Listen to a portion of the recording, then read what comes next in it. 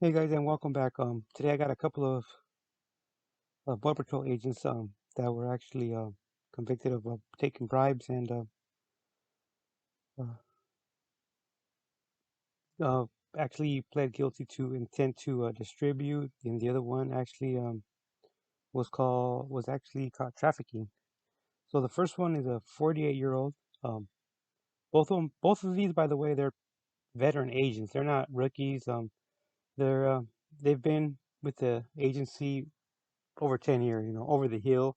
In the hills, meaning that you're already going down the grade after you hit the 10-year mark.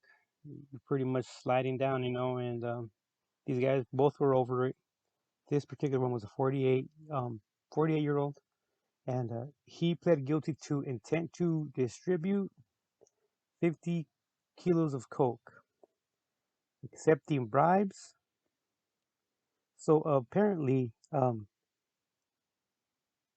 in November of 2015, after a routine traffic stop,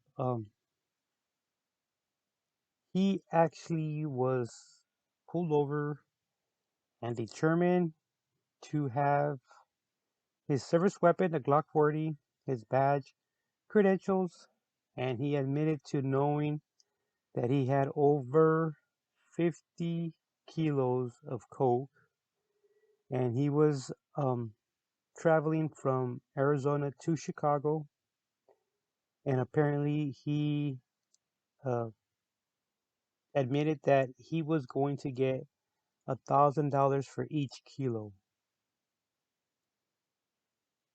But how he came to be actually in the FBI is actually crosshairs is because he ran a license plate for an individual and gave him the information on that actual license plate. You know, every actual inquiry that you actually type in your request in, it does actually get scrutinized, and it does actually get archived, in a sense to where you want to make sure that this individual, nobody actually is taking abuse of the system, and that system could be manipulated. It could be actually abused, and people can get hurt with these actual government files that are actually in these actually government data systems, and for this he actually got 13 years, 13 years of this actual conviction, and of course a fine.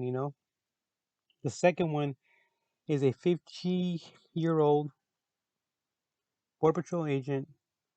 Now he pled guilty to intent to distribute marijuana, receiving bribes, and the charge of a Schedule 4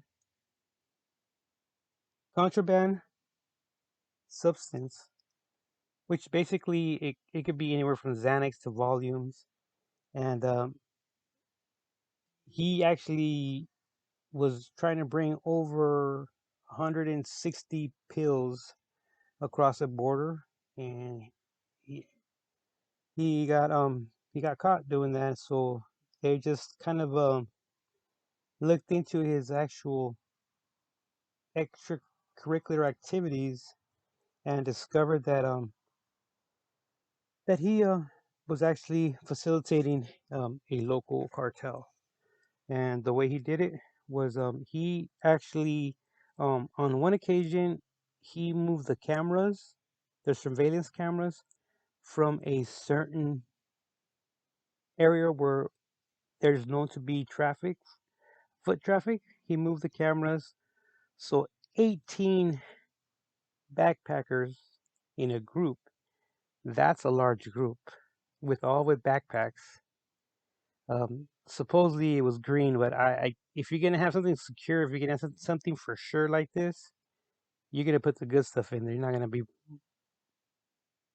carrying around green, especially when you have a pass at such that they did, and he was also caught actually leaving an area that he was supposed to be actually guarding or just posting up as a visual deterrent. He left the area so a vehicle can get through with dope, and that's actually what happened. And he actually was caught, like I said, trying to traffic in them pills, and that's how he came to light.